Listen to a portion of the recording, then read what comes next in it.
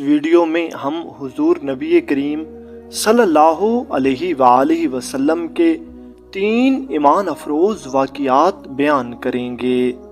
علماء لکھتے ہیں کہ عرب چونکہ صحرا پر مشتمل خطہ تھا، ایک دفعہ ایک بہت بڑا قافلہ طویل سفر پر روانہ تھا۔ سفر کے دوران اس قافلے کا پانی ختم ہو گیا۔ قافلے میں بچے، بوڑھے، مرد و عورت سب شامل تھے۔ دور دور تک پانی کا کوئی نشان نہیں تھا اور پیاس سے سب کا برا حال تھا۔ ایک قطرہ تک پانی باقی نہ تھا اور موت ان کی آنکھوں کے سامنے دکھائی دینے لگی۔ سب حیران و پریشان تھے کہ اب کیا ہوگا، کیونکہ وہ بے آب و گیا صحرا کے بیچوں بیچ تھے اور کسی طرف سے پانی کی کوئی امید نظر نہیں آ رہی تھی۔ اسی بے بسی اور تکلیف کے عالم میں جب یہ قافلہ پانی کی تلاش میں ادھر ادھر سرگرداں تھا، اللہ تعالیٰ نے ان پر اپنا خاص فضل فرمایا۔ اسی وقت رحمت عالم سرور دو جہاں حضور نبی کریم صلی اللہ علیہ وآلہ وسلم ان کے سامنے جلوہ افروز ہوئے۔ حضور نبی کریم کو دیکھ کر قافلے والوں کے دلوں میں امید کی روشنی جاگ اٹھی اور سب کے چہرے خوشی سے کھل اٹھے۔ انہیں یقین تھا کہ اب ان کی مشکل ضرور حل ہو جائے گی، کیونکہ مشکل کشا نبی خود ان کے سامنے موجود ہیں۔ سب لوگ حضور نبی کریم کے قریب جمع ہو گئے اور عرض کرنے لگے، یا رسول اللہ صلی اللہ علیہ وآلہ وسلم، ہم سفر میں تھے اور ہمارے پاس موجود پانی ختم ہو چکا ہے۔ اس صحرا میں کہیں پانی نہیں مل رہا، ہم سب پیاس سے بے حال ہیں، ہماری مدد کیجیے۔ حضور نبی کریم صلی اللہ علیہ وآلہ وسلم نے ان کی پریشانی سنی اور آپ فرمانے لگے، فکر نہ کرو، پریشان نہ ہوں، اللہ تعالیٰ بے حد مہربان ہے، وہ تمہارے لیے پانی کا انتظام فرما دے گا۔ پھر حضور نبی کریم نے سامنے ایک ٹیلے کی طرف اشارہ کرتے ہوئے فرمایا، اس ٹیلے کے پیچھے ایک سیاہ حبشی غلام اونٹنی پر بیٹھا ہوا جا رہا ہے، اس کے پاس پانی کا ایک مشکیزہ ہے، تم جاؤ اور اسے میرے پاس لے آؤ۔ کچھ لوگ حضور نبی کریم کا حکم مبارک سن کر فوراً اس ٹیلے کی طرف دوڑ پڑے۔ جب وہ دوسری جانب پہنچے تو حیران رہ گئے کہ واقعتاً ایک حبشی اپنی اونٹنی کے ساتھ پانی کا مشکیزہ لیے جا رہا ہے۔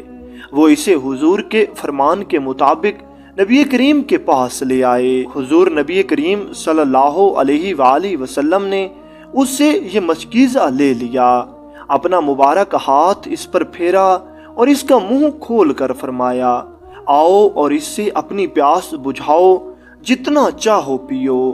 پھر سب نے اس مشکیزے سے پانی پیا اور اپنی پیاس بجھائی۔ اللہ تعالیٰ نے حضور نبی کریم کے وسیلے سے اس قافلے کو پیاس سے نجات عطا فرمائی۔ حیرت کی بات تو یہ تھی کہ اس مشکیزے سے سب نے پانی پیا، لیکن اس مشکیزے کے پانی میں ذرا بھی کمی نہ آئی، یہاں تک کہ قافلے والوں نے اپنے تمام برتن بھی اسی مشکیزے سے بھر لیے، لیکن پھر بھی پانی ویسا ہی رہا۔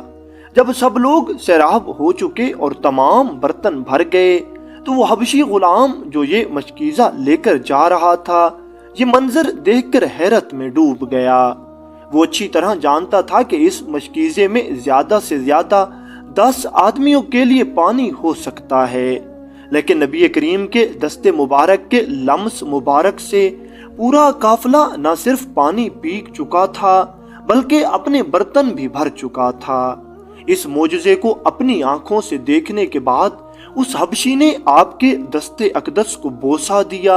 نبی کریم صلی اللہ علیہ وآلہ وسلم کے دست اقدس پر بوسہ دینے کے بعد اس حبشی نے حضور نبی کریم صلی اللہ علیہ وآلہ وسلم کا دست اقدس اپنے چہرے پر پھیرا۔ جو ہی حضور کا دست کرم، دست شفا اس کے چہرے کو لگا، اس کا سیاہ رنگ نورانی سفید رنگ میں بدل گیا، اس کا چہرہ اور جسم نور سے چمکنے لگا۔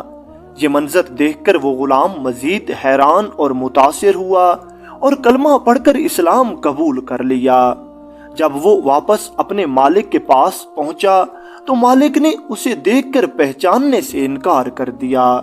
مالک نے پوچھا تم کون ہو؟ غلام نے جواب دیا میں آپ ہی کا غلام ہوں۔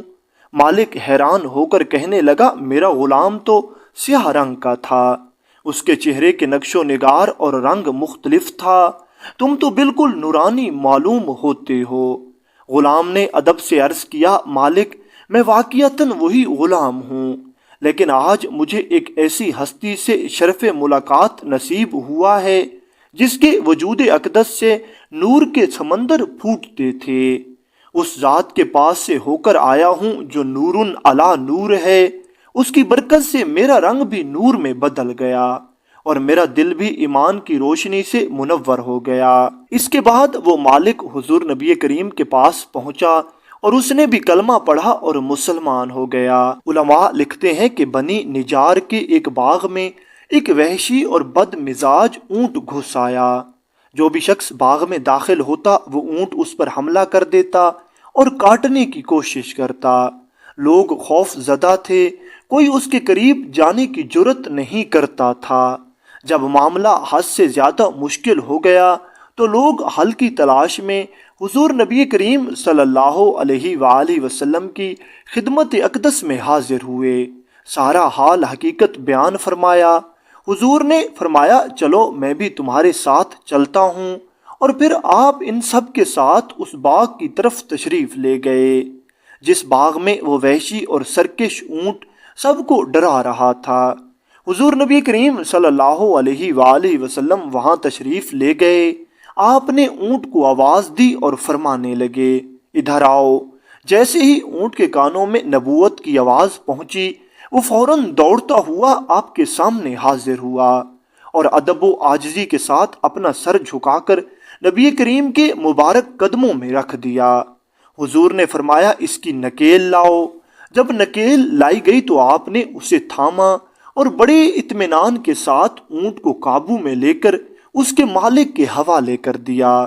اب وہی اونٹ جو ابھی تک دیوانہ وار لوگوں پر حملہ کر رہا تھا یکدم پرسکون ہو گیا اور نرمی سے اپنے مالک کے ساتھ چل پڑا۔ یہ منظر دیکھ کر سب حیرت زدہ رہ گئے۔ حضور تنہا اس خطرناک جانور کے سامنے کھڑے ہوئے اور اسے تابع فرما دیا جبکہ لوگ اس سے دور بھاگ رہے تھے۔ بے شک نبی کریم صلی اللہ علیہ وآلہ وسلم صرف انسانوں کے نبی نہیں ہیں بلکہ تمام جہانوں کے لیے اور تمام مخلوقات کے نبی اور رسول ہیں۔ دوستو اونٹ کے واقعے سے ایک اور ایمان افروز واقعہ یاد آیا ہے۔ یہ واقعہ اگرچہ حضور نبی پاک کا نہیں ہے مگر عبرت و نصیحت سے بھرپور ہے۔ یہ واقعہ ہے حضرت سیدنا عمر فاروق رضی اللہ تعالی عنہ کا۔ علماء لکھتے ہیں کہ ایک مرتبہ کسی نے حضرت عمر کی خدمت میں عرض کیا حضور فلاں اونٹ پاگل ہو گیا ہے، وہ لوگوں کی کھیتیاں برباد کر رہا ہے، جو بھی قریب جاتا ہے اس پر حملہ کرتا ہے، لوگ خوف زدہ ہیں اور پریشان ہیں۔ حضرت سیدنا عمر فاروق رضی اللہ تعالی عنہ فوراً اس شخص کے ساتھ اس مقام پر تشریف لے گئے۔ آپ نے اس سرکش اونٹ کے قریب جا کر اس کے کان میں کچھ کہا۔ تھوڑی ہی دیر گزری تھی کہ وہ اونٹ اچانک پرسکون ہو گیا اور پھر وہیں گر کر مر گیا۔ لوگوں نے حیران ہو کر پوچھا کہ آپ نے اس کے کان میں ایسا کیا فرما دیا جس کی ہیبت سے وہ پاگل جانور یکدم خاموش ہو گیا اور پھر مر بھی گیا۔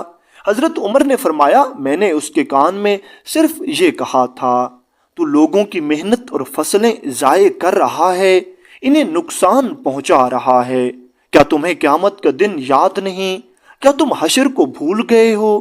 بس اتنا سن کر وہ اونٹ قیامت کے خوف سے کانپ گیا اور جان دے بیٹھا۔ سوچنے کی بات ہے کہ جب ایک بے زبان جانور قیامت کے دن کے خوف سے لرز کر جان دیتا ہے تو انسان کو کتنی فکر کرنی چاہیے۔